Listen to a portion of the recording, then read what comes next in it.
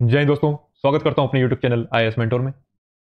आज हम बात करेंगे कि जो 2021 में यूपीएससी प्रीलिम्स का पेपर हुआ था, उसको हम स्मार्ट गेस वर्क से कैसे सॉल्व कर सकते हैं। मैं यहाँ नॉलेज को इनकार नहीं कर रहा, नॉलेज सफिशिएंट नॉलेज होना जरूरी है।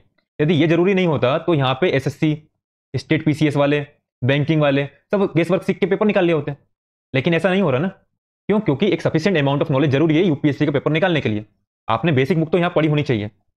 सिर्फ नॉलेज से भी पेपर नहीं निकलेगा और ना ही सिर्फ स्मार्ट गेस वर्क से पेपर निकलेगा। आपको चाहिए दोनों का मिक्सचर। जब दोनों का मिक्सचर होगा तब आपका कट ऑफ से 10-15 नंबर, 20 नंबर भी ऊपर नंबर आ सकते हैं। यदि आप सिर्फ नॉलेज के दम पे जाओगे तो या तो आपका पेपर नहीं निकलेगा, कोई निकलेगा भी तो कट ऑफ से 1 या 2 नंबर ऊपर होगा। कब आप अंदर आ जाओ कब बाहर हो जाओ आपको खुद पता नहीं रहेगा। इसलिए नॉलेज के साथ साथ आपको elimination, smart guess work, logic वगैरह आपको डेवलप करना पड़ेगा। ठीक है। इस वीडियो से पहले मैंने 2023 का जो प्रीलिम्स का पेपर हुआ था उसको नॉलेज के साथ साथ स्मार्ट गेस वर्क से कैसे हम सोल्व कर सकते हैं, लॉजिक लगा के कैसे सोल्व कर सकते हैं, मैंने वो वीडियो बनाई थी। यदि आप लोगों ने वो वीडियो नहीं देखी है तो वो वीडियो आपको मैं डिस्क्रिप्शन बॉक्स में डाल दूंगा, तो आप वहां से वो वीडियो देख सकते हैं। ठीक है। अब ये जो पेपर है मैं यहाँ पे हिंदी इंग्लिश दोनों में, लेकिन मैं इंग्लिश में प्रीफर करूंगा क्योंकि इंग्लिश में जो क्वेश्चन की लैंग्वेज होती है, ट्रैप जो होते हैं, ठीक है, वर्ड प्ले होते हैं, वो इजीली समझ में आते हैं, है ना। जो हिंदी मीडियम वाले हैं वो साथ में पेपर रख सकते हैं, और जो हिंदी मीडियम वाले इंग्लिश में कंफर्टेबल है तो वो इसमें देख सकता है। ये मैं इसलिए बोल रहा हूँ क्योंकि मैं भी हिंदी मीडियम वाला हूँ, है ना। मैं प्रीलिम्स देता हूँ इंग्लिश में, मेंस देता हूँ हिंदी में, क्योंकि इंग्लिश में कंफर्टेबल हूँ मैं। क्योंकि इंग्लिश में जो ट्रैप होता है, जो लैंग्वेज होती है ना, जो वर्ड प्ले होता है, वो इंग्लिश में अच्छे से समझ में आती है, हिंदी में इतने अच्छे से नहीं आती। इसलिए यदि कोई हिंदी मीडियम वाला इंग्लिश में कंफर्टेबल है तो वो इंग्लिश में पेपर सोल्व करने की कोशिश करे तो शायद उसको थोड़ा फायदा हो जाए। ठीक है। तो वीडियो शुरू करने से पहले यदि आपने वीडियो को लाइक नहीं किया तो प्लीज़ वीडियो को लाइक कीजिए, अपने दोस्तों तक शेयर कीजिए ताकि वो भी इसका फायदा उठा पाएं। यदि आप लाइक करोगे, शेयर करोगे, कमेंट करोगे तो मुझे मोटिवेशन मिलेगा ऐसी वीडियो लाने का, जिसमें 2022 का मैं सोल्व करके बताऊंगा, 2020, 19, 18, 17 जितने भी पेपर हैं उनको स्मार्ट गेस वर्क से कैसे सोल्व कर सकते हैं वो मैं अपने चैनल पर लेकर आऊंगा। यदि इस वीडियो व्यूज आएंगे, लोगों के कमेंट आएंगे, ठीक है, तो मैं ये जरूर करूंगा। इस पेपर में हम उठाएंगे 50 क्वेश्चन, ठीक है, क्योंकि 100 क्वेश्चन उठाते तो वीडियो बहुत बड़ी हो जाती है, तो 50 क्वेश्चन उठाएंगे और नेक्स्ट 50 क्वेश्चन मैं आने वाली वीडियो में लेकर आऊंगा। तो शुरू करते हैं हम अपनी इस वीडियो को। तो ये हिंदी में क्वेश्चन है, ये इंग्लिश में क्वेश्चन है, ठीक है। तो मैं आपको एक चीज़ बता दूं पहले, क्या है, आपको कुछ चीज़ याद रखनी है पेपर सोल्व करने से पहले। आपको कुछ चीज़ याद रखनी है। पहला क्या, आप अपनी एक नोटबुक में जो मैं कुछ बताऊंगा पॉइंट वो लिखते जाना, ठीक है, क्योंकि ये मेरा एक्सपीरियंस है, मैंने जो एनालिसिस किया है, ठीक है, जो सीखा है वो मैं आपको इस वीडियो में बता रहा हूँ। तो ये आपको क्वेश्चन सॉल्व करने में काम आएगा। इसको आप अपने नोटबुक में लिखते जाइए। तो सबसे पहले आपको क्या करना है, कोई भी क्वेश्चन सॉल्व करो तो सबसे पहले आपको क्या करना है, तीनों ऑप्शन केयरफुली पढ़ना है ना, और सर्कल करना है किस पे, कि पूछा क्या है, करेक्ट पूछा है या नॉन करेक्ट पूछा है। सबसे ज्यादा गलती यहाँ पे होती है, ठीक है, आपको आता हुआ क्वेश्चन आपका गलत हो जाता है। तो सबसे पहले क्या करना है, तीनों ऑप्शन केयरफुली पढ़ना है, करेक्ट और नॉन करेक्ट पे गोला मारना है। पहला काम आपको ये करना है। उसके बाद दूसरा क्या है, जब आप कोई भी क्वेश्चन सॉल्व करो जिसमें 4-5 स्टेटमेंट है ना, तो उसमें आप देखिए सबसे ज्यादा वल्नरेबल स्टेटमेंट कौन सी है, जिसकी गलत होने की प्रोबेबिलिटी सबसे ज्यादा है, ठीक है, और सबसे सही होने की प्रोबेबिलिटी किसकी ज्यादा है, ठीक है, वो आप सर्च कीजिए। जब आपने देख लिया कि ये सबसे ज्यादा गलत होने वाला है ना, तो वहां से आपका क्वेश्चन एलिमिनेट हो जाता है। तीसरा आपको क्या करना है, आपको ये पहचानना है कि कौन सी स्टेटमेंट एग्जामिनर ने छापी है, बुक से उठा के छाप दी, और कौन सी बनाई है ना। ये कैसे आएगा, जब आप प्रैक्टिस करोगे ना, क्वेश्चन को देखोगे, पीवाई को जो देखोगे, प्रैक्टिस करोगे, तो आपको ऑटोमेटिकली समझ में लगेगा, अच्छा ये तो छापी हुई स्टेटमेंट है और ये बनाई हुई स्टेटमेंट है। एक चीज आपको क्या याद रखना है कि पॉजिटिव स्टेटमेंट जो रहती है वो जनरली राइट रहती है, जो नेगेटिव स्टेटमेंट रहती है वो जनरली रॉन्ग रहती है, और जो प्रोग्रेसिव स्टेटमेंट रहती है वो जनरली राइट रहती है, ठीक है। तो प्रोग्रेसिव स्टेटमेंट कैसी होती है मैं आपको आगे दिखाऊंगा, ठीक है। नेगेटिव टर्म रहती है उनका नेगेटिव कंसिक्वेंस होता है, पॉजिटिव टर्म रहती है उनका पॉजिटिव कंसिक्वेंस होता है, ठीक है। एक्सट्रीम जो रहता है वो रॉन्ग रहता है, और पॉसिबिलिटी जो रहती है वो राइट होती है। जैसे कैन में ये आता है, ये पॉसिबिलिटी बताता है, इनकी सही होने की प्रोबेबिलिटी ज्यादा होती है। तो ये मैंने भी आपको कुछ बताया, ऐसे और भी हैं, तो वो मैं धीरे धीरे आपको बताते जाऊंगा, ठीक है। इतना आपको सिर्फ क्वेश्चन शुरू करने से पहले आपको इतना तो आइडिया होना चाहिए, इसलिए मैंने ये आपको 4-5 चीज बताई है। आगे और भी पैटर्न है जो आपको पता होना चाहिए, तो वो मैं आने वाली वीडियो में आपको धीरे धीरे बताता चले जाऊंगा, ठीक है। तो इसी बात पे एक लाइक तो बनता है, वीडियो को लाइक कीजिए, और यदि चैनल पर अभी नए तो चैनल को सब्सक्राइब कर लीजिए, ताकि आने वाले जो और भी पैटर्न है, ठीक है, वो आपको नोटिफिकेशन के साथ मिल जाए, क्योंकि ये सब चीजें हर कोई बता नहीं रहा है ना। तो देखिए पहला क्वेश्चन, आप देखिए पहला क्वेश्चन आप बात करोगे तो इसमें क्या बात कर रहा है, आरबीआई की। The governor of the Reserve Bank of India RBI is appointed by central government. तो यहाँ मेन चीज क्या है, आरबीआई, ठीक है। थर्ड ऑप्शन देखिए, the governor of the RBI draws power from the RBI act. अभी क्या चल रहा है, फर्स्ट स्टेटमेंट और थर्ड स्टेटमेंट आप देखोगे तो आरबीआई की बात चल रही है। अब आप सेकंड स्टेटमेंट देखो, certain provisions in the constitution of India. इसकी बात आ गई, कॉन्स्टिट्यूशन ऑफ इंडिया में कुछ प्रोविजंस हैं जो सेंट्रल गवर्नमेंट को पावर देते हैं the right issue direction to the RBI in public interest. अब इन्होंने क्या किया है यहाँ पे, आरबीआई एक्ट की जगह, आरबीआई एक्ट की जगह किसको डाल दिया, कॉन्स्टिट्यूशन ऑफ इंडिया को। आपने पॉलिटिकल लक्ष्मीकांत पढ़ी, आपने ये पॉइंट कहीं पढ़ा क्या कि आरबीआई के बारे में कुछ लिखा हो कॉन्स्टिट्यूशन में? ऐसा नहीं है ना, है ना? इतना तो आपने पढ़ा ही होगा कि भाई आरबीआई के बारे में कॉन्स्टिट्यूशन में कहीं नहीं लिखा। तो इसमें बोल रहा है कुछ प्रोविजंस हैं जो सेंट्रल गवर्नमेंट को राइट देते हैं आरबीआई को डायरेक्शन इशू करने के लिए, ऐसा नहीं है ना। तो इसलिए ये स्टेटमेंट गलत हो जाती है, क्योंकि आप देख रहे हो ऊपर आरबीआई को अपॉइंट की बात कर रहा है, थर्ड में आरबीआई एक्ट की बात कर रहा है, लेकिन सेकंड में आरबीआई एक्ट को सेंट्रल गवर्नमेंट से रिप्लेस कर दिया। ठीक है, तो इसलिए सेकंड ऑप्शन गलत हो जाता है। तो इसमें हमने क्या सीखा, इसमें हमने क्या सीखा, यूपीएससी क्या करता है, स्वैप कर देता है। बॉडी है, बॉडी को स्वैप कर दिया, एक्ट को स्वैप कर दिया। यहाँ पे एक्ट था, कॉन्स्टिट्यूशन ऑफ इंडिया को आरबीआई एक्ट से रिप्लेस कर दिया, है ना। तो इसको आप नोट कर लीजिए कि भाई ऐसा यूपीएससी करता है। ठीक है, इसमें करेक्ट पूछा, करेक्ट क्या है, 1 3 इसमें सही है। अब देखिए, अब देखते हैं हम सेकंड क्वेश्चन। और सेकंड क्वेश्चन देखने से पहले मैं आपको एक चीज और बता देता हूं कि आप ये फर्स्ट क्वेश्चन देखिए। ठीक है, आपको क्वेश्चन देख के समझ में आना चाहिए कि तीनों ऑप्शन सही होने की प्रोबेबिलिटी है कि नहीं है। क्वेश्चन में तीनों ऑप्शन सही हो सकते हैं या नहीं। आप ये क्वेश्चन देखोगे आपको ऑटोमेटिकली समझ में आएगा कि भाई ये क्वेश्चन ऐसा फ्रेम किया है, इसमें तीनों सही होने की प्रोबेबिलिटी बहुत कम है, तो इसमें एक ना एक ऑप्शन तो गलत होगा ही होगा। तो वो आपको पहचानना पड़ेगा। वो कैसे पहचानोगे, जब आप मैक्सिमम क्वेश्चन सोल्व करोगे ना यूपीएससी के, सिविल सर्विसेज के, तो आपको ऑटोमेटिकली आइडिया होने लगेगा कि अच्छा इस टाइप का क्वेश्चन है, यहाँ पे तीनों सही होने की प्रोबेबिलिटी कम है, एक ना एक तो गलत होना ही होना है। तो वो गलत होना है तो उसको कैसे निकालना है वो आपको देखना पड़ेगा। ठीक है, वो कैसे देखोगे, सबसे ज्यादा वल्नरेबल स्टेटमेंट देखनी पड़ेगी, फैक्चुअल स्टेटमेंट देखनी पड़ेगी, है ना। तो वो आपको धीरे धीरे आ जाएगा। अभी आपकी स्टार्टिंग है तो आपको थोड़ा सा लगेगा, लेकिन धीरे धीरे आप इसमें प्रैक्टिस करोगे मेरे साथ तो आप इजिली सीख जाओगे। सेकंड क्वेश्चन देखते हैं। तो इसमें क्या बोल रहा है, casual worker employed in India consider the following statement, all casual worker are entitled for employees provident fund coverage. ठीक है, ईपीएफओ की बात कर रहे हैं। All casual worker are entitled for regular working hour and over time payment. The government can by notification specify that an establishment और industry shall pay wages only through its bank account. अब जिसने सिर्फ guest work पे गया है और knowledge जिसको नहीं है, तो वो क्या करेगा, इस स्टेटमेंट को गलत मान लेगा। क्यों बोलेगा कि यार इसमें तो क्या बोला है, एक्सट्रीम वर्ड बोल दिया ओनली, है ना। लेकिन जो पढ़ के गया, जिसने मेंस का सिलेबस कंप्लीट किया है, तो उसको इतना पता होगा कि भाई गवर्नमेंट किस पे फोकस कर रही है, डिजिटल इंडिया पे फोकस कर रही है, ठीक है, डीबीटी पे फोकस कर रही है ना, डायरेक्ट बेनिफिट ट्रांसफर की बात कर रही है गवर्नमेंट। तो ये स्टेटमेंट आप एक देखोगे ना, तो ये स्टेटमेंट क्या है, प्रोग्रेसिव स्टेटमेंट है ना। ये क्या प्रोग्रेसिव स्टेटमेंट है। The government can by a notification specify that an establishment or industry shall pay wages only through its bank account। सही बात है ना, तो प्रोग्रेसिव स्टेटमेंट तो सही होनी चाहिए, पॉजिटिव भी है प्रोग्रेसिव भी है।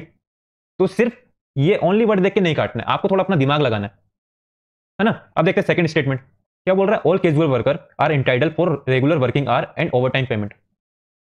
अब आप बात करोगे जो 1881 का जो फैक्ट्री एक्ट था, उसमें ही जो फीमेल जो थी और जो बच्चे थे उनके वर्किंग आवर डिफाइन थे। ठीक है, ओवर टाइम पेमेंट थी।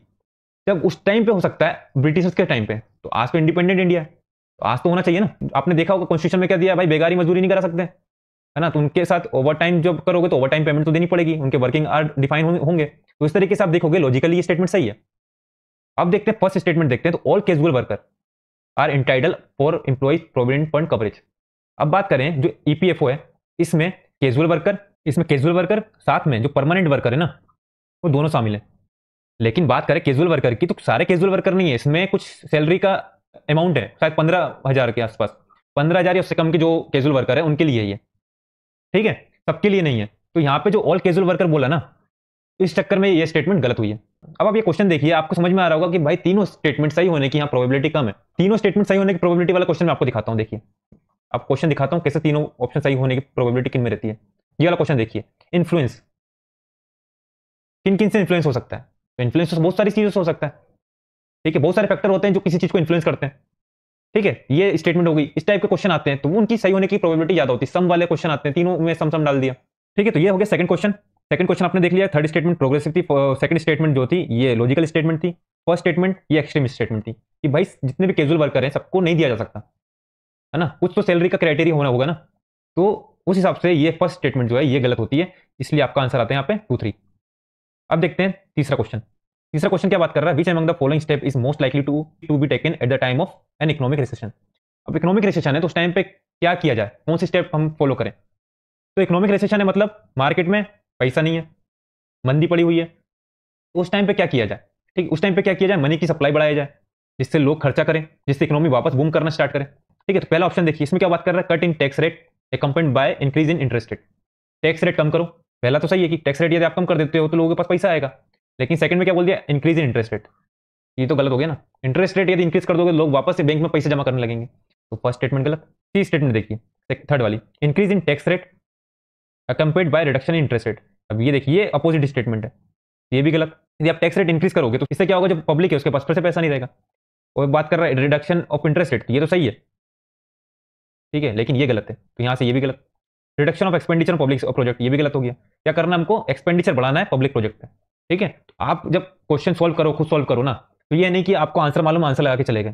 चार ऑप्शन को देखना है कि ये सही है तो क्यों गलत, सही है ये गलत है कि तो क्यों गलत है, आपको चार ऑप्शन पे काम करना है, ये नहीं कि आप सिर्फ आंसर लगा के आगे बढ़ गए, ठीक है। तो ये हो गया आपका थर्ड क्वेश्चन। अब बात करते हैं फोर्थ क्वेश्चन की। Other thing remain unchange, market demand for a good might increase it, ठीक है, price of its substitute increase. यदि कोई गुड है, उसके जो सब्सटीट्यूट है उसका यदि प्राइस इंक्रीज होता है, जो सब्सटीट्यूट है उसका प्राइस इंक्रीज होगा तो उसकी डिमांड कम हो जाएगी, ठीक है। और जो गुड है, जो ओरिजिनल गुड है, उसकी डिमांड बढ़ जाएगी, तो पहला तो सही होगा, पहला सही होना चाहिए। अब जो गुड है उसका यदि प्राइस फॉल होता है तो भाई फिर उसकी डिमांड इंक्रीज हो जाएगी, तो फोर्थ भी सही है। अब बात करें price of its complement increase. अब बात करें price of its complement increase, यदि प्राइस ऑफ कॉम्प्लीमेंट जो है वो इंक्रीज होगा, ठीक है, तो उससे क्या होगा, जो गुड है उसका भी प्राइस बढ़ जाएगा, तो ये नहीं होगा, ठीक है। अब बात करें जो तीसरा है, इसमें क्या है, the good is an inferior good and income of the consumer increase. अब जो ये गुड है, जो ऊपर क्वेश्चन में गुड की बात कर रहा है, ये इंफीरियर है ना, और जो कंज्यूमर है उसकी इनकम बढ़ जा रही है, तो उस टाइम पे क्या होगा, अब जब कंज्यूमर की इनकम इंक्रीज होगी तो वो क्या करेगा, सुपीरियर गुड की तरफ भागेगा, ना कि इसकी तरफ, तो इसके क्या होगा, इसकी डिमांड कम हो जाएगी, ठीक है। आया समझ में? तो हमने क्या चार ऑप्शन देखे, आंसर क्या आएगा ये। अब जिस हिसाब से पैटर्न आया ना क्वेश्चन का हमारे 2023 में, तो अब आप यहां से सोल्व मत करो, आप यहीं से इसको छुपा लो और यहां पे सोल्व करने की कोशिश करो चार ऑप्शन को, ठीक है, चार ऑप्शन को सोल्व करो, ठीक है। यहाँ पे लैंग्वेज देखो कैसा लैंग्वेज आ रही है, जेनरिक है, ठीक है, एक्सट्रीम है ना, और जो मैंने पॉजिटिव बताया, प्रोग्रेसिव बताया, निगेटिव बताया, जो भी आपको जो चीज़ मैंने लिखवाई है वो आप ये देखिए, है ना, और उस चीज़ को आप यहाँ पे फॉलो कीजिए। अब यहाँ पे एलिमिनेट करने की जगह आप यहाँ पे एलिमिनेट कीजिए, है ना। यदि ये ऐसा क्वेश्चन आया होता, नीचे पेयर 1 पेयर 2 पेयर 3 होता था, तो आप कैसे सोल्व करते, आपका क्या आता आंसर, ओनली 2 पेयर, है ना, ये सही है, ये सही है, ये दो गलत है। चलो आगे बढ़ते हैं।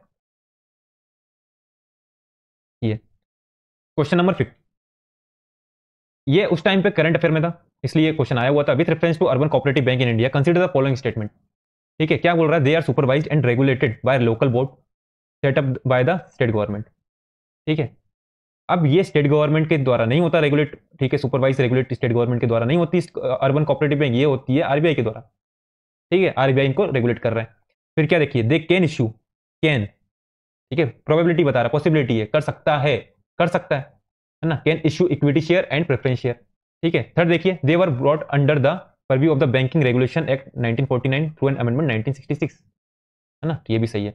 यदि आपको ये मालूम होता कि भाई ये आरबीआई करता है, पहला काटते यहाँ पे आंसर आ जाता उस टाइम के हिसाब से देखें।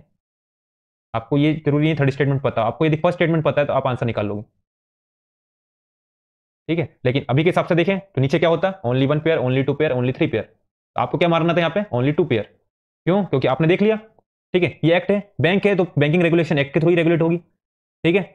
बात करें कैन, ये प्रोबेबिलिटी वाला क्वेश्चन है, पॉसिबिलिटी बता रहा है, ये जो है ये फैक्चुअल स्टेटमेंट है, स्टेट गवर्नमेंट हो सकती है, भाई दिमाग में आएगा सेंट्रल गवर्नमेंट भी हो सकती है, क्या पता आरबीआई हो, क्या पता नाबार्ड हो, बहुत सारे ऑप्शन आ रहे हैं ना आपके माइंड में, तो ये क्या है, फैक्चुअल स्टेटमेंट है, स्टेट गवर्नमेंट, है ना, और लोकल बोर्ड, ठीक है। यहाँ पे दो फैक्ट डाल दिए, एक तो किसी भी स्टेटमेंट में यदि दो फैक्ट हैं, दो फैक्ट हैं, तो एक फैक्ट सही होने की प्रोबेबिलिटी कितनी है, हाफ, दूसरा फैक्ट सही होने की प्रोबेबिलिटी कितनी है, हाफ, तो दोनों को आप देखोगे तो कितनी होगी, 1/4, मतलब 25% इसकी प्रोबेबिलिटी है सही होने की, और 75% इसकी प्रोबेबिलिटी गलत होने की, तो इसको गलत ही मानो, ठीक है। इस तरीके से सोल्व किया जाता है क्वेश्चन को यूपीएससी के। तो ये आपने देखा, अभी आपका क्वेश्चन आता है ओनली 1, ओनली 2, ओनली 3, क्या मारते हैं, ओनली 2 पेयर, ठीक है।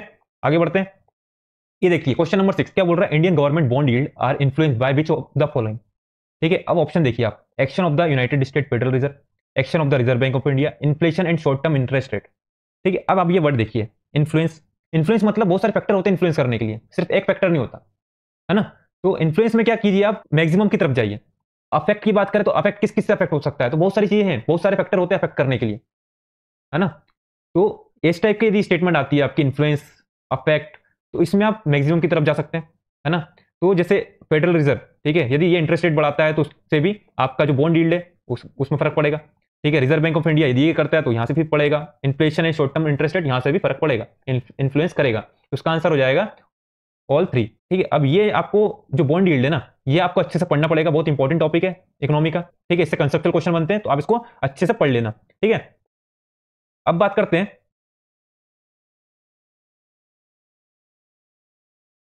ठीक है, अब बात करते हैं क्वेश्चन नंबर 7 की, कि इसमें एफडीआई कौन सा है, किनको एफडीआई में इंक्लूड किया जा सकता है। ठीक है, तो यदि आपने इकोनॉमी पढ़ी है, ठीक है, जो बेसिक बुक है उसको रिफर किया है, तो आपको पता होगा जो जीडीआर होता है ये एफडीआई का पार्ट होता है। ठीक है, ठीक है, फॉरेन करेंसी कन्वर्टेबल बॉन्ड होते हैं। ठीक है, तो ये भी, ठीक है, तो ये भी जो है एफडीआई का पार्ट होता है। बात करें foreign institutional investment with certain condition, ठीक है, एफआईआई विद सर्टेन कंडीशन, तो ये एफआईआई है लेकिन सर्टेन कंडीशन, तो कंडीशन यदि आपकी बढ़ा दी जाए, ठीक है, जो 10% का क्राइटेरिया रहता है एफआईआई का, यदि उसको सर्टेन कंडीशन बढ़ा दी जाए, है ना, 15% 20% कर दे, एफआईआई के थ्रू आ रहा है, तो ये क्या हो जाएगा, ये एफडीआई हो जाएगा। अब बात करें non resident external deposit, NRI deposit जो होते हैं, अब ये जो है ये इन्वेस्टमेंट नहीं है, ये लाइबिलिटी है, ये आरबीआई की लाइबिलिटी है। ठीक है, जब जो एनआरआई है जब पैसा विड्रॉल करेंगे, तो हमारे देश को इनको क्या करना पड़ेगा, इंटरेस्ट रेट देना पड़ेगा, है ना, तो ये क्या है, हमको वापस पैसा देना है ना, तो ये हमारा इन्वेस्टमेंट नहीं है, ये लाइबिलिटी है, तो ये स्टेटमेंट यहाँ हो जाती है गलत, है ना। तो आप बताइए कि तो हमारा यदि होता only 1, only 2, only 3 pair, only 4 pair, तो आप क्या मारते हैं यहाँ पे, ओनली 3 पेयर। अब ये नीचे देखना बंद कर दीजिए, नीचे से हमें सोल्व नहीं करना, हमें ऊपर से सोल्व करना है। ठीक है, अब ये क्वेश्चन है, the effect of devaluation of a currency is that it necessarily, यदि करेंसी का डिवेल्यूशन करेंगे तो क्या नेसेसरली होगा। अब ये स्टेटमेंट देखिए, नेसेसरली, अभी नेसेसरली वर्ड है ना, ये सेम वर्ड अभी 2023 का क्वेश्चन था पॉलिटी का, 37 नंबर क्वेश्चन, है ना, जो मनी बिल और फाइनेंस बिल से रिलेटेड क्वेश्चन है, उस क्वेश्चन को मैं सही कंसीडर करके चल रहा था। मेरे को जो कोचिंग की आंसर की है उस पर भरोसा नहीं हो रहा था, है ना, मैं उसको सही मान के चल रहा था, मैंने ध्यान नहीं दिया था कि नेसेसरली वर्ड यहाँ पे यूज किया हुआ है। लेकिन जो वीडियो मैंने बनाई थी उसमें एक स्टूडेंट ने कमेंट किया कि सर इसका आंसर ये नहीं होगा, ये होगा, है ना, फिर मैंने जब देखा उसको तब मेरे को रियलाइज हुआ कि हाँ ये स्टूडेंट सही बोल रहा है, क्योंकि वो चीज़ है, वो चीज़ नेसेसरली नहीं होगी। तो अब मेरे को रियलाइज हुआ कि नहीं, ये मेरा आंसर गलत है। ठीक है, तो आप उसको देख लीजिएगा, क्वेश्चन नंबर 37 है, तो थोड़ी बहुत मिस्टेक होती है, सबसे होती है ना, यूपीएससी क्वेश्चन है, और हो भी सकता है शायद वो सही भी हो, कोई भरोसा नहीं जब आंसर किया है, क्योंकि कुछ ना कुछ चेंजेस होते हैं आंसर की में। तो ठीक है, छोड़िए उसे, लेकिन ये देखिए नेसेसरली वर्ड यूपीएससी बहुत यूज करता है, इसके ट्रैप में नहीं आना है। ये लैंग्वेज है यूपीएससी की, नेसेसरली, इन्फ्लुएंस, अफेक्ट, है ना, इनके ट्रैप में नहीं आना है। तो देखिए नेसेसरली क्या होगा, यदि डिवेल्यूशन करेंगे करेंसी का, तो ये सेकंड ऑप्शन देखिए क्या बोल रहा है, increase the foreign value of the domestic currency, तो ये इंक्रीज थोड़ी ना होगी, ये डिक्रीज हो जाएगी, ये डिवेल्यूशन करेंगे तो। सेकंड हमने काट दिया। फर्स्ट देखिए, improve the competitiveness of the domestic export in the foreign market, यदि डिवेल्यूशन हो जाएगा करेंसी का, तो जाहिर सी बात है कि हमारा जो प्रोडक्ट है वो कॉम्पिटेटिव हो जाएगा, मार्केट में कॉम्पिटेटिव हो जाएगा। लेकिन थर्ड स्टेटमेंट आप देखोगे तो क्या बोल रहा है, इंप्रूव द ट्रेड बैलेंस, है ना, कॉम्पिटेटिव हो जाएगा, इसका मतलब ये थोड़ी ना है कि वहां के लोग हमारा प्रोडक्ट खरीदने लगे, चाइना के साथ हमारा प्रोडक्ट जो है कॉम्पिटेटिव हो गया, है ना, कॉम्पिटेटिव हो गया, लेकिन इसका मतलब ये थोड़ी ना कि चाइना का जो सामान है उसको ना लेकर हमारा सामान ले ले, ये नेसेसरली है क्या, नहीं है ना, वो उनके ऊपर है, कॉम्पिटेटिव हो जाएगा ये जायज है, लेकिन इंप्रूव द ट्रेड बैलेंस ये जरूरी नहीं है ना। तो इसका आंसर क्या हो जाएगा, इसका आंसर हो जाएगा ओनली 1। ठीक है, ये आंसर हो जाएगा ओनली 1 पेयर। अब देखिए 9th क्वेश्चन, अब देखिए, which one of the following affect the creation of black money in India has been the main cause of worry to the government of India. क्या है, diversion of resources to the purchase of real estate and investment in luxury house. ये देखिए बनाई हुई statement है, statement देखिए, मैं आपको बोला ना, बनाई हुई स्टेटमेंट छापी हुई स्टेटमेंट में आपको फर्क करना पड़ेगा। बी देखिए, बनाई हुई statement and investment in unproductive activity and purchase of precious stone, jewellery, gold etcetera. C statement देखिए, large donation of political party and growth of regionalism. लग रहा है ना, यही पहचानना है कि कौन सी बनाई हुई स्टेटमेंट है, ठीक है, और कौन सी छापी हुई स्टेटमेंट है। ये देखिए, loss of revenue to the state due to tax evasion, ये छापी हुई स्टेटमेंट है। और आप देखोगे ये हमारा तो टॉपिक भी है, ये थोड़ी ना हम पढ़ते हैं टॉपिक में, सिलेबस में हम ये पढ़ते हैं ना, टैक्स एविजन पढ़ते हैं, तो ये भी हमको देखना है कि हम जो पढ़ते हैं वो ऑप्शन में होना चाहिए। ठीक है, अब बात करें 10th क्वेश्चन, तो ये यहां पे आंसर क्या आ रहा है, ए नहीं है, बी नहीं है, सी नहीं है, डी आंसर है। ठीक है, हाँ, अब बात करते हैं, which one of the following is likely to be most inflationary in its criteria. अब ये है पीवाईक्यू, पीवाईक्यू क्यों करना चाहिए, हम अभी पीवाईक्यू क्यों कर रहे हैं, क्योंकि ये 10th number question repeated question है, एज इट इज रिपीट हुआ है ना। अब इन्फ्लेशनरी कब होगा भाई, जब आप पैसा छाप दोगे, पैसा बड़ा बड़ा छापो आप, तो भाई हो जाएगा, है ना। तो यहां पे ये बन गया हमारा पीवाईक्यू से। मनी मल्टीप्लायर, ये भी क्या है, PYQ, as it is repeat हो गया, ऑप्शन भी चेंज नहीं किया इन लोगों ने। ठीक है, तो देखिए मनी मल्टीप्लायर क्या होता है, 1/r, मतलब रिजर्व रेशियो।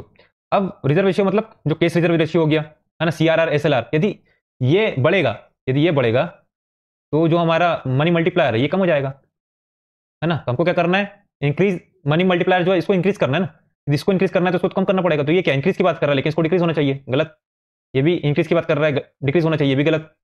ठीक है, अब क्या बात कर रहा है, increase in banking habit of the people और increase in the population of country. अब पॉपुलेशन यदि इंक्रीज कर दोगे तो उससे क्या फर्क पड़ता है, मनी मल्टीप्लायर थोड़ी ना बढ़ जाएगा, लेकिन लोगों की बैंकिंग हैबिट बढ़ेगी तो उससे क्या होगा, मनी मल्टीप्लायर भी बढ़ जाएगा। तो ये हो गया हमारा 11 नंबर क्वेश्चन। अब देखिए, with reference to Indian economy demand pull inflation can be caused. क्या करना हमको, डिमांड पुल इन्फ्लेशन बढ़ानी है। Cause increase by which of the following, किससे डिमांड पुल इन्फ्लेशन बढ़ेगा, किससे बढ़ेगा। देखिए फिफ्थ स्टेटमेंट आप देखिए क्या बोल रहा है, राइजिंग इंटरेस्ट रेट। अभी आप इंटरेस्ट रेट बढ़ाओगे तो इससे क्या इन्फ्लेशन ही नहीं होगा। हम तो डिमांड पुल इन्फ्लेशन की बात कर रहे हैं, यदि आप इंटरेस्ट रेट बढ़ा दोगे तो इससे तो इन्फ्लेशन ही नहीं होगा, है ना। यदि इंटरेस्ट रेट बढ़ाओगे तो लोग बैंक में अपना पैसा जमा करना स्टार्ट कर देंगे, है ना। तो पांचवा गलत देखिए यहाँ पे कैसे बनाया था क्वेश्चन, ये गलत, ये गलत, ये गलत, ये इतना इजी क्वेश्चन था। अब चलो हम ऊपर और क्वेश्चन देखते हैं। हाई परचेसिंग पावर, ठीक है, यदि परचेसिंग पावर ज्यादा रहेगी तो वो लोग क्या करेंगे, डिमांड करेंगे, है ना। डिमांड करेंगे तो क्या बढ़ेगा, इन्फ्लेशन बढ़ेगा। फोर्थ होगा इन्फ्लेशन इंडेक्सिंग वेजेस, ठीक है। ये क्या कर रहा है, इन्फ्लेशन इंडेक्स, ठीक है, तो जो इन्फ्लेशन है वो है उसको इंडेक्स कर दे रहा है ना, तो उसको बराबर कर दे रहा है। तो इससे क्या, पैसा तो हमारे पास बढ़ा नहीं, परचेसिंग पावर कुछ बढ़ी नहीं, तो भाई इससे तो वो होगा नहीं, ये गलत। फिजिकल स्टिमुलस, यदि फिजिकल स्टिमुलस दोगे तो इससे क्या होगा, लोगों के पास पैसा आएगा तो क्या होगा, डिमांड बढ़ेगी। एक्सपेंशनरी पॉलिसी अपनाओगे तो भाई इससे भी मार्केट में पैसा जाएगा, लोगों के पास पैसा आएगा तो वो डिमांड करेंगे, जिससे डिमांड पुल इन्फ्लेशन होगा। तो बताइए क्या इसका होगा, ओनली थ्री पेयर इसका आंसर होगा।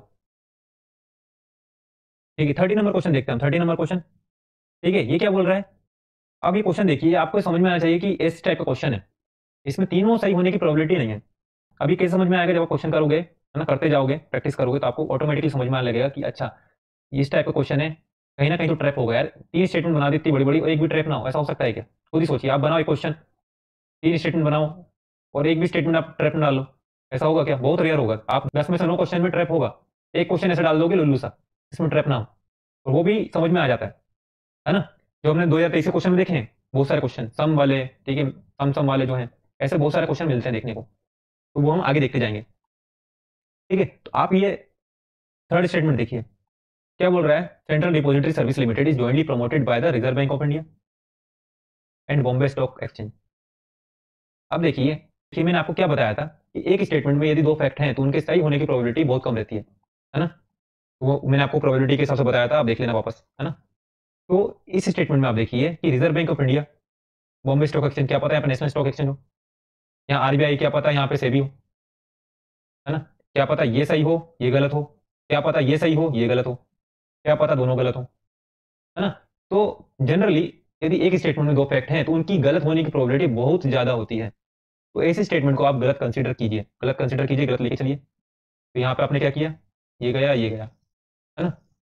अब देखिए फर्स्ट स्टेटमेंट आप देखोगे तो रिटेल इन्वेस्टर जो है through demat account can invest in treasury bill and government of India debt bond in primary market, ठीक है। तो ये सही स्टेटमेंट है, जनरल स्टेटमेंट है, हाँ भाई कर सकते हैं, ठीक है। कैन की बात कर रहा है, कैन इन्वेस्ट इन, ठीक है, कर सकते हैं। और ये करंट में भी है, रिटेल इन्वेस्टर जो है ना, करंट में भी है, तो उस हिसाब से आपको पता होना चाहिए। ये बचा सेकंड स्टेटमेंट आप देखोगे तो ये रिजर्व बैंक ऑफ इंडिया की बात कर रहा है, एक फैक्ट डाला हुआ है, ठीक है। तो यहाँ पे आप 50-50 पे आ सकते हो, हमने एक स्टेटमेंट हटा दी यहाँ पे, है ना। 50-50 पे आप या 1 मारो या 1-2 मारो, है ना। लेकिन ऐसी स्थिति में क्या होता है, ऐसे टाइम पे क्या होता है, यदि आपने एक स्टेटमेंट फैक्चुअल एलिमिनेट कर दी है, तो सेकंड स्टेटमेंट जो बची है फैक्चुअल, तो जनरली सही होती है, आप उसको सही लेकर चल सकते हैं।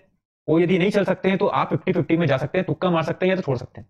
तो मैं आपको सजेस्ट करूंगा कि यदि आप 50-50 में आ गए हैं तो क्वेश्चन को मार्क करके जाइए, छोड़कर मत आइए, है ना। यदि सही होगा तो 2 नंबर आएंगे, गलत होगा 0.6 बन जाएगा, ठीक है। चलो आगे बढ़ते हैं, इसका क्या होगा 1-2। अभी देखिए 40 नंबर क्वेश्चन, वाटर क्रेडिट। अब ऐसे क्वेश्चन है ना, यूपीएससी में टाइप के आते हैं और ये क्वेश्चन बन जाते हैं, इजीली बन जाते हैं। अब ये सब कुछ नहीं पड़ता, एक आदमी पढ़ लिया होगा तो घंटा उसमें भी कुछ नहीं फाड़ लिया ये पढ़ के, है ना। ये चीज बिना पढ़े भी आप बना सकते हो, तो कैसे बनाओगे देखिए क्या बोल रहा है, it is a global initiative launch under the aegis of the world health organisation और वर्ल्ड बैंक। एक स्टेटमेंट 2 फैक्ट गलत, ठीक है। क्या पता वर्ल्ड हेल्थ ऑर्गेनाइजेशन नहीं हो, कोई और ऑर्गेनाइजेशन हो, क्या पता वर्ल्ड बैंक ना हो, IMF हो, क्या पता दोनों नहीं हो। तो क्या मैंने बताया, एक स्टेटमेंट में 2 फैक्ट हैं, गलत होने की प्रोबेबिलिटी बहुत ज्यादा है, तो आपका सेकंड स्टेटमेंट गलत हो जाती है। और आपने यहाँ सेकंड स्टेटमेंट गलत की, ये गया answer.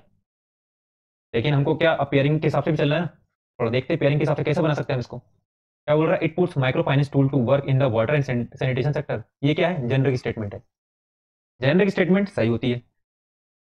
It aims to enable the poor people to meet their water need without depending on subsidies. क्या है ये, क्या है ये, जेनरिक स्टेटमेंट है। ठीक है, तो जेनरिक स्टेटमेंट आपको सही कंसिडर करनी है। अब बात करते हैं 50 number question. In India the central bank जो आरबीआई हमारी function as a lender of last resort, usually refer to which of the following. अब आपने ये इकोनॉमी पढ़ा हुआ है, आपको पता है कि लेंडर ऑफ लास्ट रिसोर्ट क्या होता है। ठीक है, तो क्या होता है, ये नहीं होता है। ठीक है, ये होता है, ये नहीं होता है। आंसर क्या आ गया, ओनली टू। ये आपका नॉलेज वाला क्वेश्चन है, पढ़ा हुआ होना चाहिए आपको। यदि आप इकोनॉमी पढ़ोगे आप, तो अब ये तो पढ़ोगे, है ना, तो ये बन जाते क्वेश्चन। अब देखिए R2 कोड ऑफ प्रैक्टिसेस, ये क्वेश्चन ये टीमोलॉजी से बनेगा आपका। ठीक है, R2 मतलब 2 R होने चाहिए, है ना।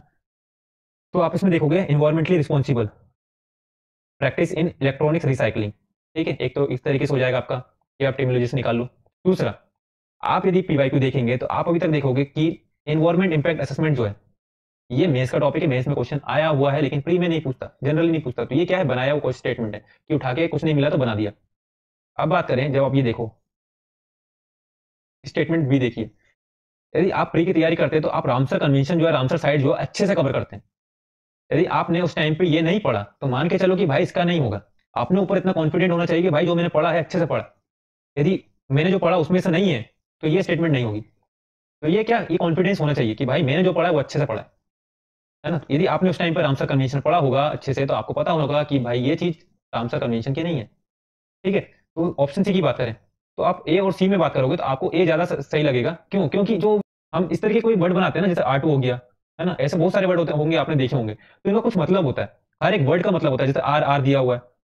अब जैसे आपने सिक्योरिटी पढ़ा होगा तो आपने वहां समाधान पढ़ा होगा, समाधान। ठीक है, तो सबका अपना अपना एक वर्ड है, समाधान का एस का मतलब क्या है, ए का मतलब क्या है, तो ये अपना अपना मतलब होता है। ऐसे वर्ड जो गवर्नमेंट बनाती है इनका अपना अपना मतलब होता है। इसलिए तो आप देखोगे तो इस हिसाब से आपको सही लगेगा क्या, ऑप्शन ए। आपका 60 नंबर क्वेश्चन हो जाता है।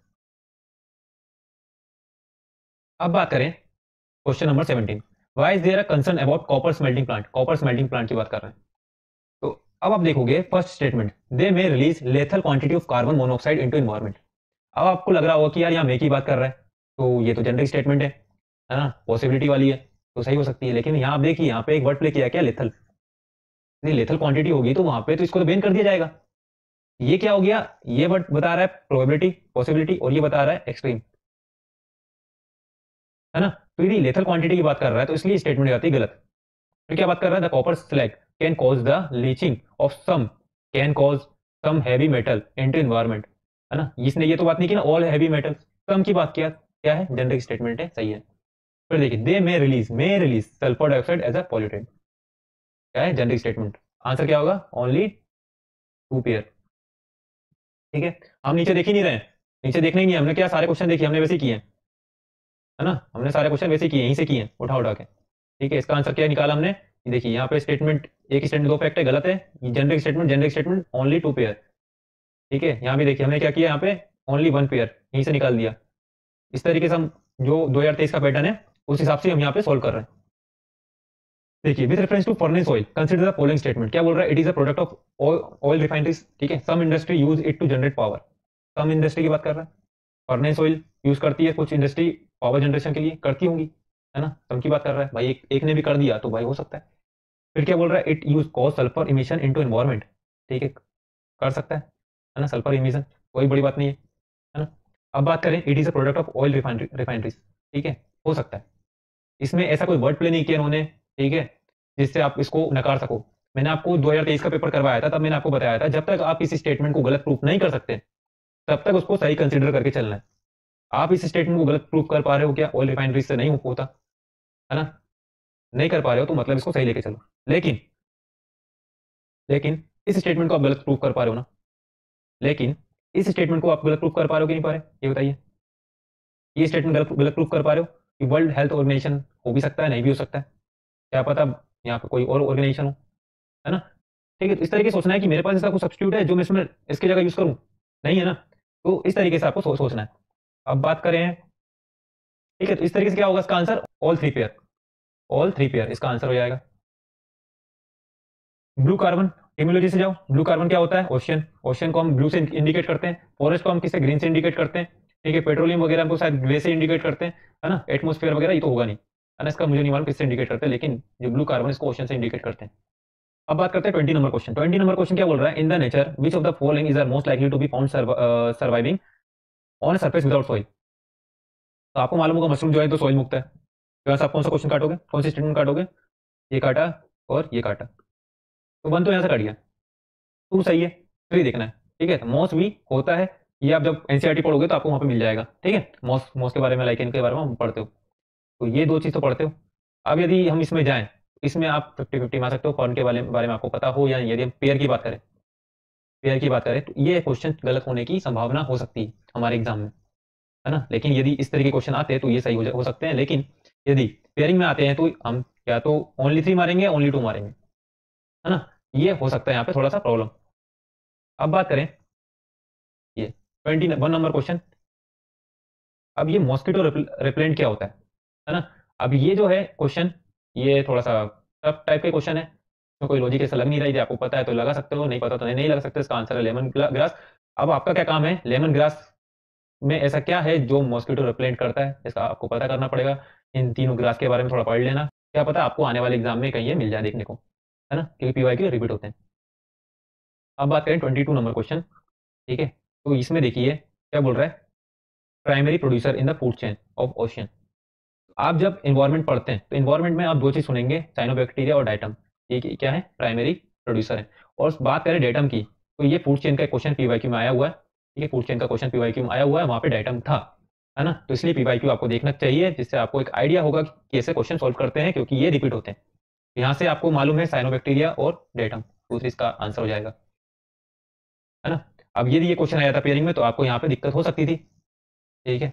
कॉपी पोर्स इसको नहीं पता, फोरामिनी फेरा नहीं पता, तो यहाँ पे आप गलत कर सकते हो, है ना। अब देखना पड़ेगा कि यूपीएससी आने वाले एग्जाम में किस टाइप के यहाँ पे क्वेश्चन वो लेकर आ रहा है, ऑप्शन लेकर आ रहा है। लेकिन यदि ये क्वेश्चन इस टाइप से आते हैं 1 2 2 3 में, तो आप सही कर सकते हो। लेकिन पेयरिंग में थोड़ा यहाँ पे गड़बड़ा सकते हैं कि भाई, क्योंकि हमको ये दोनों नहीं मालूम ना, दो मालूम है लेकिन दो नहीं मालूम, तो क्या लेकर चलो।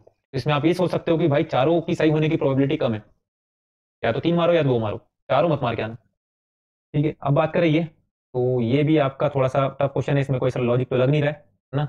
यदि आपको पता होगा तो आप लगाइए, नहीं तो छोड़ के आ जाइए, क्योंकि हमको पूरे 100 के 100 क्वेश्चन अटेम्प्ट नहीं करना है ना। अब बात करते हैं 24 नंबर क्वेश्चन की। क्या बात कर रहा है? With reference to the New York declaration on forest which of the following statement are correct. अब आपको क्या बताया था मैंने? सबसे ज्यादा वल्नरेबल स्टेटमेंट ढूंढी है जिसकी गलत होने की प्रोबेबिलिटी सबसे ज्यादा है, और एक स्टेटमेंट ऐसी ढूंढी है जिसकी सही होने की प्रोबेबिलिटी सबसे ज्यादा है ना। तो सबसे सही होने की प्रोबेबिलिटी आप देखोगे तो ये देखिए, पॉजिटिव स्टेटमेंट है, प्रोग्रेसिव स्टेटमेंट है, क्या it is endorsed by government, big company and indigenous community, ठीक है। तो ये स्टेटमेंट क्या? पॉजिटिव स्टेटमेंट है। सबसे सही होने की प्रोबेबिलिटी किसकी? इसकी, क्योंकि जेनरिक स्टेटमेंट भी है। फोर्थ स्टेटमेंट सही लिया हमने। सबसे ज्यादा गलत होने की प्रोबेबिलिटी किसकी है? Legally binding international declaration. भाई इतना बड़ा डिक्लेरेशन नहीं है कि जो लीगली बाइंडिंग होगा, वो इतना बड़ा होता तो हमने पढ़ लिया होता, करंट अफेयर पढ़ते इतना तो पढ़ लिया होता ना, लेकिन नहीं है ना। और ये स्टेटमेंट बना दी इन्होंने, और लीगली बाइंडिंग इस टाइप की स्टेटमेंट आती है तो यूपीएससी में मैक्सिमम गलत होती है। तो आप ये अपने जो अपने नोटबुक है उसमें वहां पे लिख लीजिए कि यदि लीगली बाइंडिंग आता है ऐसा कहीं लिखा हुआ, आप उसमें थोड़ा सा सोच समझ के लगाइए, है ना। यदि आपने पढ़ा है कि लीगली बाइंडिंग है तो उसको सही मार्क कीजिए, यदि नहीं पढ़ा तो उसको गलत ही लेके चलिए, है ना। तो यहाँ पे ये हो जाती है गलत, फोर्थ सही है, थर्ड गलत है, थर्ड गलत है, थर्ड गलत है, फोर्थ सही है, 1 to 4 आंसर, है ना। अब देखिए यदि ये क्वेश्चन हम देखें पेयरिंग में करें, ठीक है, पेयरिंग में करें तो क्या है ये क्वेश्चन हम पेयरिंग में करें, क्या कर सकते हैं? देखिए, one, it was first endorse at the United Nation climate summit in 2014। तो ये स्टेटमेंट जेनरिक स्टेटमेंट में ऐसा कुछ इसमें वर्ड प्ले नहीं किया है जो आप इसको गलत कंसिडर करो। It endorse the global timeline to end the loss of forest, ठीक है, सही बात है। फॉरेस्ट डिक्लेरेशन की बात कर रहा तो ये तो होगा, तो 1 2 तो सही है, ठीक है। अब बात करें 4 हमने सही लिया, फिफ्थ की बात करनी है यहाँ पे। अब हमको यहाँ पे ओनली 4 पेयर मारना है, ओनली 3। देखते हैं, India was one of the signatory at it Inception. Inception की बात कर रहा, अब देखिए इंसेप्शन क्या है यहाँ पे, हिंदी में आप देखिए इंसेप्शन का मतलब क्या है?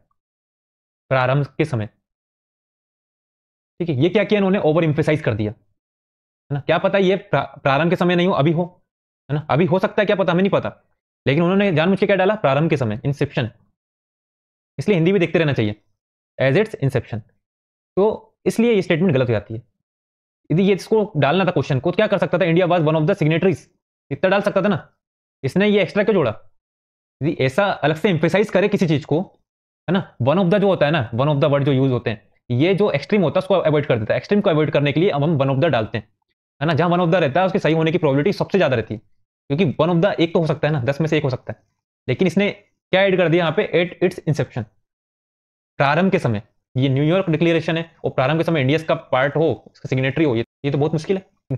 ये भी आप नोट कर लीजिए, यदि किसी स्टेटमेंट में ओवर एम्फेसाइज किया जाता है तो वो स्टेटमेंट गलत होती है। इसको हम आगे और देखते हैं, ठीक है। तो इसमें हमने क्या मारा, इसमें ओनली 3 पेयर। 25 नंबर क्वेश्चन की बात करें तो क्या बोल रहा है, magnetite particles suspected to cause neurodegenerative problem are generated as environmental pollutants from which of the following. अब जो मैग्नेटाइट पार्टिकल है जिसके कारण क्या होता है, न्यूरोडिजेनरेटिव प्रॉब्लम होती है, वो कहां से, ठीक है, कहां से जनरेट होते हैं, ठीक है। तो ये मैग्नेटाइट पार्टिकल होते हैं, ये जो हमारा आयरन होता है ना, वहां से तो होता ही है। तो brake of motor vehicle, engine of motor vehicle, ये तो 2 होने, है ना। पावर प्लांट भाई यहां भी होना है। अब ये 2 चीज देखिए, 3 और 5, 3 और 5 देखोगे तो ये कहाँ यूज करते हैं हम, मेनली घर में यूज करते हैं, ऑफिस में यूज करते हैं, है ना। अब जब हम घर में यूज कर रहे हैं, है ना, तो यहाँ पे यदि न्यूरो डिजेनरेटिव प्रॉब्लम वाली चीज आ जाएंगी तो भाई कौन इसको यूज करेगा, नहीं करेगा ना। और एक और चीज जो मैंने आपको बताया था, ओवर एम्फेसाइज। कैसे, यदि इस क्वेश्चन में यदि ये माइक्रोवेव स्टोव भी लिख दिया होता तो क्या प्रॉब्लम हो जाती। इसने अलग से विद इन होम क्यों एम्फेसाइज किया, इसने स्पेसिफिक कर दिया, एम्फेसाइज किया, ओवर एम्फेसाइज कर दिया कि विद इन होम्स। भाई ये तो ये भी लिख सकता था ना, माइक्रोवेव स्टोव, जो इसने यहाँ पे वर्ड प्ले किया था, कहाँ पे, ये एट इट्स इंसेप्शन, ये क्या वर्ड प्ले कर दिया उसने, ये भी लिख सकता था ना, India was one of the signatories. इसने क्या किया, साथ में एक और जोड़ दिया, एट इट इंसेप्शन, प्रारंभ से ही, है ना, प्रारंभ से नहीं है ना। तो उसी तरह इसने किया, यहाँ पे क्या किया, माइक्रोवेव स्टोव्स की बात करी, लेकिन क्या कर दिया, विद इन होम्स, इसलिए हो गया गलत। अब यदि ये क्वेश्चन आप यहाँ पे देखिए तो क्या हो रहा है, देखिए 1 2 4 सही है, 3 गलत है, 3 यहाँ गलत है, 3 यहाँ गलत, 3 यहाँ गलत, 1 2 4 आंसर। अब टेलीफोन लाइन्स के बारे में हमको नहीं पता, ठीक है, तो यहाँ से बन गया। लेकिन अब पेयरिंग वाला क्वेश्चन आता तो यहाँ पे हमें थोड़ा सोचना पड़ता कि टेलीफोन लाइन्स है कि नहीं है, ठीक है। लेकिन आप समझ रहे होंगे कि हमें किस तरह सोचना है ना, कैसे हमको वर्ड प्ले से बचना है, ठीक है, क्या वर्ड यूज करता है, क्या लैंग्वेज यूज करता है, आपको अभी समझ में आ गया होगा कितना मैंने आपको बताया, है ना। अब ये क्वेश्चन है फिल्टर फीडर, ठीक है। अब ये क्वेश्चन है, या तो छोड़ सकते हो या तो कुछ तुक्का मारना मार सकते हो, ऐसे क्वेश्चन में छोड़ के आ जाता हूँ, ठीक है, नहीं समझ में आता क्या होना है इसका, ना तो कुछ एलिमिनेशन हो रहा है ना तो कुछ लॉजिक चल रहा है। अब बात करें 27 नंबर क्वेश्चन की, in case of which one of the following biogeochemical cycle the weathering of rock is the main cause, weathering of rock main cause और release of nutrient to enter the cycle. Carbon cycle atmospheric कारण होता है, जो nitrogen cycle ये भी atmosphere वाला है, sulphur ये भी एटमॉस्फेयर से होता है, तो फॉस्फोरस जो है ना ये वेदरिंग ऑफ रॉक से होता है, तो इसका आंसर हो जाता है सी। अब देखते हैं हम अपना 28 number question, which of the following are detritivorous. अब डेट्रीवोरस कौन कौन से होते हैं इसमें, ठीक है, तो वो देखते हैं हम। जैसे अर्थवॉर्म जो होता है ये आपको मालूम होगा डेट्रीवोरस होता है, लेकिन सी हॉर्स जो होता है ये डेट्रीवोरस नहीं होता। आपको यदि मालूम है 1 सही है 4 गलत है, आपका यहाँ से आंसर आ जाएगा। देखिए 1 सही है 4 गलत है, ठीक है, 4 गलत है, 4 गलत है, 4 गलत है, 1 3 5 आंसर, ठीक है। तो ये आपके यहाँ से आपका आंसर आ गया। अब यदि ये आता हमारे ओनली 1 ओनली 2 तो आपको सबके बारे में पता होना चाहिए, है ना। ये थोड़ा सा टफ है हमारे इस टाइप क्वेश्चन में। अब 29 नंबर क्वेश्चन देखते हैं, क्या बोल रहा है, the common carbon metric supported by UNEP has been develop for. अब यूनेप की बात कर रहे हैं, यूनेप क्या है, इंटर गवर्नमेंटल बॉडी है ना। अब ये कुछ लेकर आएगा तो गवर्नमेंट के साथ ही इंटरेक्ट करेगा, है ना, प्राइवेट सेक्टर के साथ तो करेगा नहीं, है ना। और बात करें अभी कार्बन इमिशन ट्रेडिंग की बात करें तो अभी जो गवर्नमेंट है ना, वही सही से नहीं कर पा रही है, तो हम प्राइवेट सेक्टर को भी क्या इंक्लूड करें, सेकंड ही हो गया। तो इस हिसाब से देखोगे तो हमारा सेकंड ऑप्शन है ये गलत हो जाता है। क्या बोल रहा है, enabling commercial farming entity around the world to enter carbon emission trading. अब बात करें ऑप्शन सी की हमारी, तो ये क्या बोल रहा है, enabling government to assess the overall carbon footprint caused by their country. अब ये जेनरिक स्टेटमेंट है, ठीक है, generic statement in the sense कि ओवरऑल कंट्री की बात कर रहे हैं। अब यदि हम किसी कार्बन एमिशन की बात करें तो हम देखते हैं कंट्री के अंदर स्पेसिफिक सेक्टर की पहले, उनको मिला के हम बनाते हैं पूरी कंट्री का एक, है ना। तो इस तरीके से बनता है। लेकिन यहाँ पे ये है, बात कर रहा है पूरी कंट्री की, और ये जो चीज पूछी गई होगी तो ये पूछी गई होगी स्पेसिफिक की। इसके बाद आप जब देखोगे ए और डी की तो ये ऑप्शन है स्पेसिफिक वाले, ये बात कर रहा है हमारा बिल्डिंग मटेरियल का और ये बात कर रहा है हमारा फॉसिल फ्यूल का, है ना। तो ये स्पेसिफिक की बात कर रहा है, ये ओवरऑल की बात कर रहा है। और ओवरऑल कब बनता है, जब हम स्पेसिफिक को मिलाते हैं तब जाके एक ओवरऑल बनता है। तो इसलिए ऑप्शन सी भी गलत हो जाता है। यहाँ पे आ गए आप 50-50 पे, अब आप यहाँ पे तुक्का ले सकते हैं, कुछ भी करें, ठीक है। यहाँ पे हमने 2 ऑप्शन एलिमिनेट कर दिए। तो इस तरीके से हमें थोड़ा सोचना पड़ता है। आप यहाँ से सीखिए कि हमें किस तरह सोचना है, एग्जाम में हम किस तरह सोचते हैं, ठीक है, क्योंकि ये सब चीज हम पढ़ के नहीं आते, कॉमन कार्बन मेट्रिक हम पढ़ के नहीं गए होंगे, हमें उसी समय सोचना है कि हम किस तरह से सॉल्व करें, ठीक है। ये हो गया 29 नंबर। अब 30 नंबर क्वेश्चन देखिए, विच of the following have species that can establish symbiotic relationship with other organism. ठीक है, तो भाई जो एग्जामिनर है, अब एग्जामिनर के माइंडसेट से सोचिए आप। अब जो एग्जामिनर है वो जाके हर एक उसको देखेगा, क्या कहते हैं, ये सिम्बायोटिक रिलेशन बनाता है कि नहीं बनाता। और मान के चलो इसने आज क्वेश्चन बनाया यूपीएससी ने, और कल को उसने बना लिया सिम्बायोटिक रिलेशन, है ना, तो स्टेटमेंट गलत हो जाएगी, क्वेश्चन गलत हो जाएगा।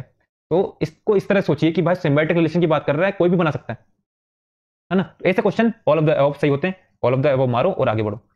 ठीक है, अब बात करें 31 नंबर क्वेश्चन की। अब ये क्वेश्चन आया था वहां पे 64 योगिनी टेम्पल, ठीक है, कहाँ पे, मुरैना में है ना, इसके बारे में स्टेटमेंट। अब देखिए आप सेकंड स्टेटमेंट देखिए, it is the only circular temple build in India. Only circular temple, भाई हर एक गली में, इंडिया है ये, इंडिया भारत, यहाँ पे हर एक गली में टेम्पल देखने को मिल जाएंगे। अब यूपीएससी हर एक गली में जाके तो देखेगा नहीं कि भाई यहाँ पे सर्कुलर टेम्पल है कि नहीं है ना, इतना बड़ा देश है, हर गली में जाके देखेगा नहीं।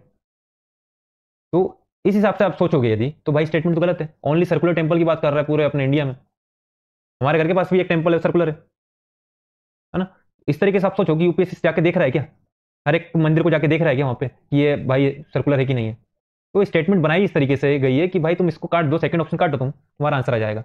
देखिए ये हमारा प्यारा यूपीएससी एग्जामिनर हमारा दोस्त होता है ना। अब यदि ये क्वेश्चन आता हमारे पेयर वाले क्वेश्चन में, तो यहाँ पे अच्छे अच्छे हिल जाते हैं यदि जिसने पढ़ा नहीं है ना। जो एमपी के हैं वो समझ सकते हैं कि उनको एमपीपीएससी का यदि जिसने पढ़ा होगा तो उसको पता होगा कि हाँ भाई फर्स्ट स्टेटमेंट सही है। ठीक है, ये बात करें प्रमोट वैष्णव कल्ट, ये भी सही है, और ये हमारा इंडियन पार्लियामेंट को रिप्रेजेंट करता है, ये भी सही है, तो वो तो बना के आ जाएंगे। लेकिन जो एमपी का नहीं है, जिसने एमपीपीएससी की कभी प्रिपरेशन नहीं करी है, तो वो इसको गलत कर देगा यदि पेयरिंग वाले में आता है ना। लेकिन ये क्वेश्चन आया था इस टाइप में, अपना इस टाइप के ऑप्शन में आया था, तो ये सही कर दिया। ठीक है, अब बात करें क्या है, विच one of the following ancient town is well known of the elaborate system of water harvesting. ये आ गया हमारा धोलावीरा, ये हम पढ़ते हैं अपना एनसीईआरटी में। ठीक है, हिस्ट्री यदि आप पढ़ोगे तो ये तो पढ़ोगे।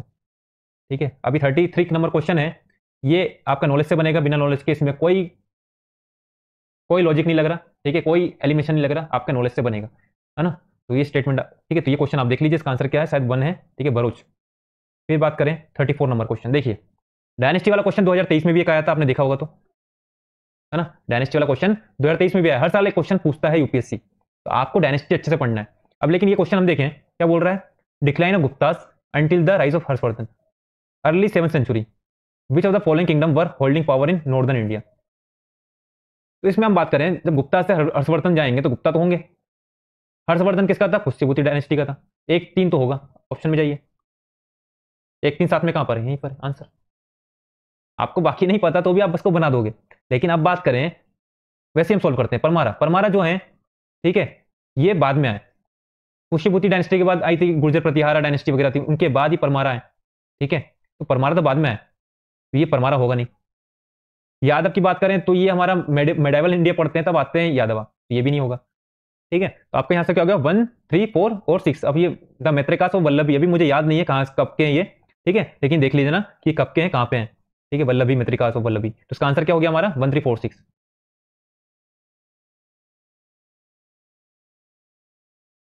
अभी क्वेश्चन देखिए 35 नंबर question, according to Portuguese writer Nuniz, the women in Vijayanagar empire were expert in which of the following area. अब विजयनगर जो है ये इंपॉर्टेंट थीम है हमारे यूपीएससी की। ठीक है, इंपॉर्टेंट थीम हमारे यूपीएससी की। अब जो विजयनगर एम्पायर है ना, ये प्रोग्रेसिव एम्पायर था, वुमेन्स की कंडीशन यहाँ पे अच्छी थी, है ना। अब आपको बस इतना पता है। अब बात करें, ऑप्शन देखिए, एस्ट्रोलॉजी, ठीक है, और सूतसाइंग। ठीक है, सूतसाइंग। अब एस्ट्रोलॉजी सूतसाइंग को हम हिंदी में देखे, पहले क्या बोल रहा है, ज्योतिष शास्त्र और भविष्यवाणी, ये सिमिलर चीज होती हैं। आप एक तरीके से देखोगे तो ये सिमिलर चीज होती है, ज्योतिष शास्त्र और भविष्यवाणी, है ना। तो 2-4 तो एक साथ होंगे, 2-4 एक साथ कहां पर है, ठीक है, एक तो यहाँ भी नहीं है, यहाँ भी नहीं है, यहाँ है, और ये या तो 2-4 होगा या 1-2-3-4 होगा। कुश्ती और लेखाकरण, अब आप इसमें दिमाग लगाइए कि यदि रेसलिंग, अकाउंटिंग, एस्ट्रोलॉजी और सूतसाइंग, यदि एक बालिका ने भी, यदि एक कन्या ने भी यदि कर लिया होगा तो ये स्टेटमेंट गलत हो जाएगी। एक और चीज आपको याद रखना है, यदि ये क्वेश्चन बनाया होगा तो किसी बुक से बनाया होगा, है ना, बुक से बनाया होगा ना, कहीं से तो कुछ तो रेफरेंस लिया होगा। बुक में आप देखोगे कि इसमें ये बंदा ये करता था, उसमें ये कभी नहीं लिखा रहेगा कि ये चीज नहीं करता था। आप कभी बुक उठा के पढ़ोगे तो उसमें मैक्सिमम आप ये देखोगे कि भाई ये जो राजा था ये करता था, ये करता था, ये करता था, इसमें एक्सपर्ट था। उसमें ये कभी नहीं लिखा रहेगा कि ये इसमें एक्सपर्ट नहीं था, है ना। क्योंकि क्वेश्चन बनेगा तो बुक से बनेगा। अब जो उस बुक में इस तरीके से लिखा ही नहीं है कि भाई ये चीज नहीं करता तो एग्जामिनर के माइंड में ये थोड़ी ना आ जाएगा। एक तरीके से आप ये भी सोच सकते हैं, है ना। इस तरह के क्वेश्चन जो रहते हैं इनमें all of the above answer रहता है, क्योंकि पॉसिबिलिटी है इसमें, पॉसिबिलिटी है कि भाई चारों कर सकते हैं। यदि एक भी कन्या ने, एक भी बालिका ने यदि कर दिया, है ना, तो ये सही हो जाएगा।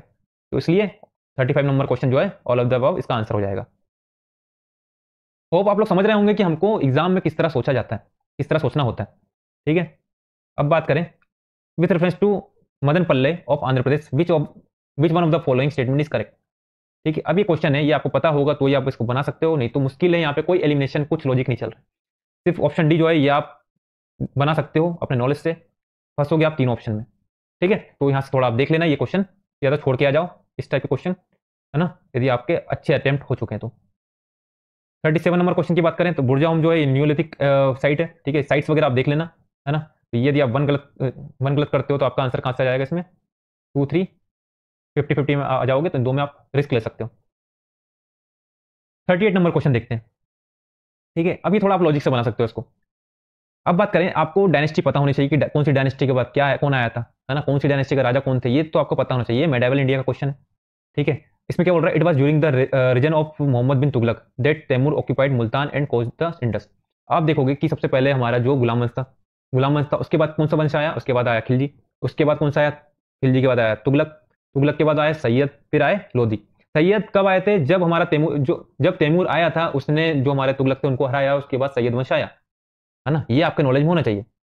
अब बात कर रहे हैं यहाँ पे तैमूर तो आया, है ना, तैमूर आया, लेकिन तैमूर कब आया होगा, जब जो हमारा तुगलक वंश है उसका लास्ट रूलर होगा तब आया होगा, तभी तो सैयद वंश आया ना। लेकिन यहाँ पे आप बात करोगे मोहम्मद बिन तुगलक की, तो मोहम्मद बिन तुगलक जो है ये फर्स्ट रूलर था, ये फर्स्ट रूलर था किसका, तुगलक वंश का। इसके बाद आया था फिरोज शाह तुगलक, तो ये मोहम्मद बिन तुगलक के टाइम पे नहीं आया था, इसके बाद आया था, इसलिए स्टेटमेंट हो जाती है गलत। जब आपका ये सेकंड स्टेटमेंट आप गलत करते हो तो आप इसमें आते हो 1 और 3 में। अब देखोगे ये फर्स्ट स्टेटमेंट, ये आपकी एनसीईआरटी में एज इट इज लिखी हुई है ना, इसलिए आपको एनसीईआरटी पढ़नी चाहिए। एनसीईआरटी पढ़ते तो आपको मालूम होता फर्स्ट स्टेटमेंट सही है, थर्ड के बारे में हमें नहीं पता, लेकिन फर्स्ट पता है ना। और यदि पेयरिंग वाले क्वेश्चन में आता तो यहाँ पे आप फंस जाते, ये पेयरिंग वाले क्वेश्चन अभी आ रहे हैं, लेकिन यूपीएससी भी उसमें इस तरह की स्टेटमेंट डाल रहा है कि आप आंसर तक पहुंचो, है ना, आंसर निकाल पाओ, है ना। तो यूपीएससी हमसे बदला नहीं ले रहा है, कि वो नहीं चाहता कि भाई यहाँ पे हमारा सिलेक्शन ना हो, ठीक है, चाहता है कि सिलेक्शन हो, बच्चों का पढ़ रहे हैं सिलेक्शन हो, ठीक है, तो घबराइए मत, वहाँ पे क्वेश्चन आएंगे, आप इजी टैकल कर लोगे यदि आपने इस तरीके से काम किया, सोच आपने अपनी थिंकिंग पे काम किया, अपने लॉजिक पे काम किया, अपने एलिमिनेशन पे काम किया, पीवाईक्यू पे काम किया, है ना, तो आप आराम से क्वेश्चन को टैकल कर जाओगे।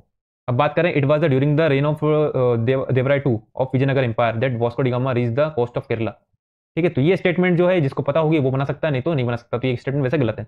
अब देखते हैं 39 नंबर क्वेश्चन। 39 नंबर क्वेश्चन की बात करें, क्या बोल रहा है, Saint Francis Xavier was one of the founding member of the Jesuit order.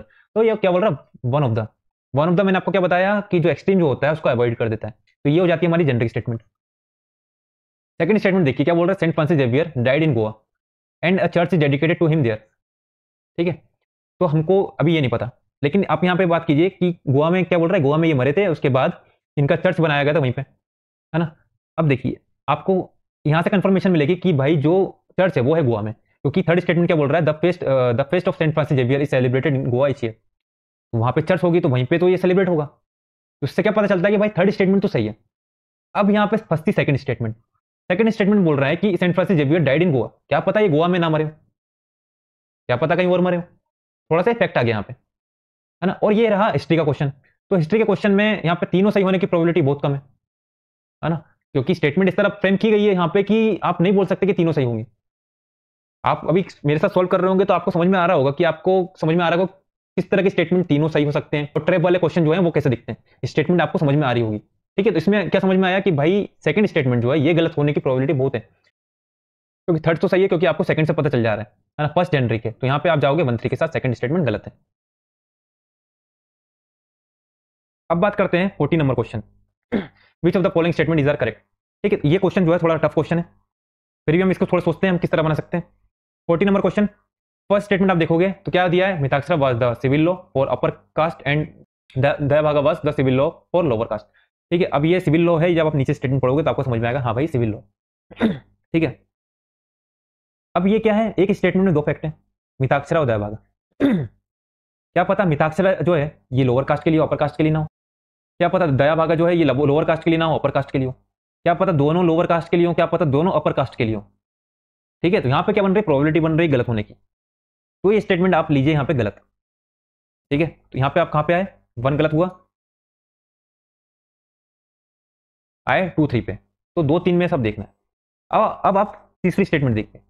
The Mitakshara system deal with the matters related to property held by the male member only of the family, whereas the Dayabhaga system deal with the matter related to property held by both male and female member of a family। ठीक है, तो इस statement में आप सोच सकते हो क्या पता जो मिताक्षरा जो है ये मेल मेंबर के लिए ना हो, फीमेल के लिए हो, क्या पता दोनों के लिए हो सकता है दयाभागा जो है ये दोनों के लिए ना हो, सिर्फ मेल मेंबर के लिए हो या फीमेल मेंबर के लिए हो। ठीक है, तो इस हिसाब से आप देख सकते हो कि यहाँ पे भी प्रोबेबिलिटी बन रही है गलत होने की। तो ये स्टेटमेंट भी आप गलत ले सकते हो, क्योंकि ये मिताक्षरा सिस्टम ये आप पढ़ते नहीं है, आपको यहीं पे सोचना है, बुक में आपको नहीं मिलेगा। मिताक्षरा दयाभागा नहीं पढ़ा हमने, आपको यहीं पे दिमाग लगाना है कि इनको कैसे सॉल्व करना है। अब बात करते हैं सेकंड स्टेटमेंट।